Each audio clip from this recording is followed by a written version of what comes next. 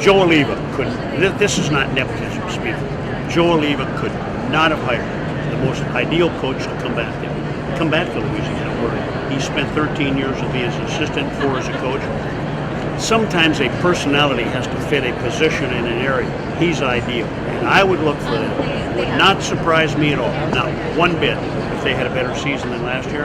And I don't want to put pressure on Johnny, but he's capable of winning an SEC title.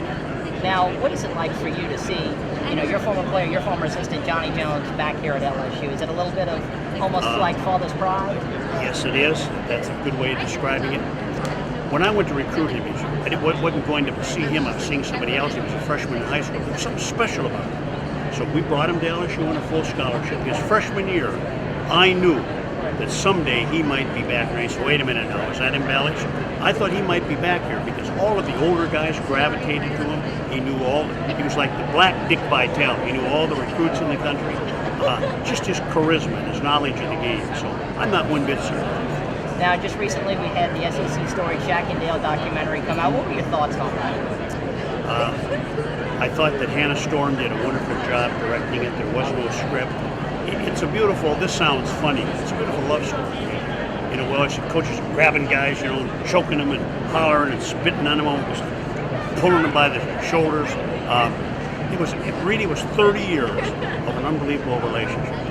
And I tried to have that with all my players. And he was exceptional. He was bright.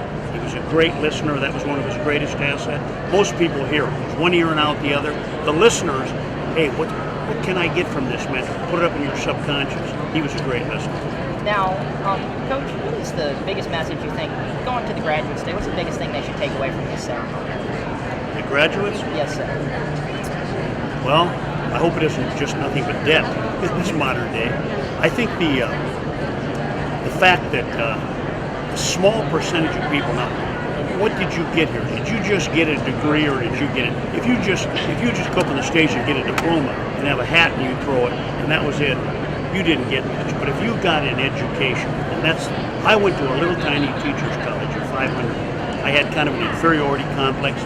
My friends were going to Notre Dame and UCLA and LSU and wherever they were going. But I recognized that education stimulated me, everything I had. And you don't have to be educated. My mother only had an 8th grade education, but she was a lot brighter and a lot of PhDs on it. Final question then, Coach, you're still here at LSU, all these years after you retired. What does this university and this community mean to you personally? Well, this building was named after the man that hired me, Carl Adams. He was an ex-high school coach, ex-football coach, he's the AD. He hired a no-name guy from North Dakota. I had no credentials.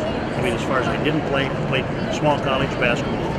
I didn't go to a big university. I was rather an unknown, but in the interview, something sparked him. And even today, 43 years later, I'm deeply indebted to Baton Rouge, Louisiana, and LSU to give me a break. And I can never repay it.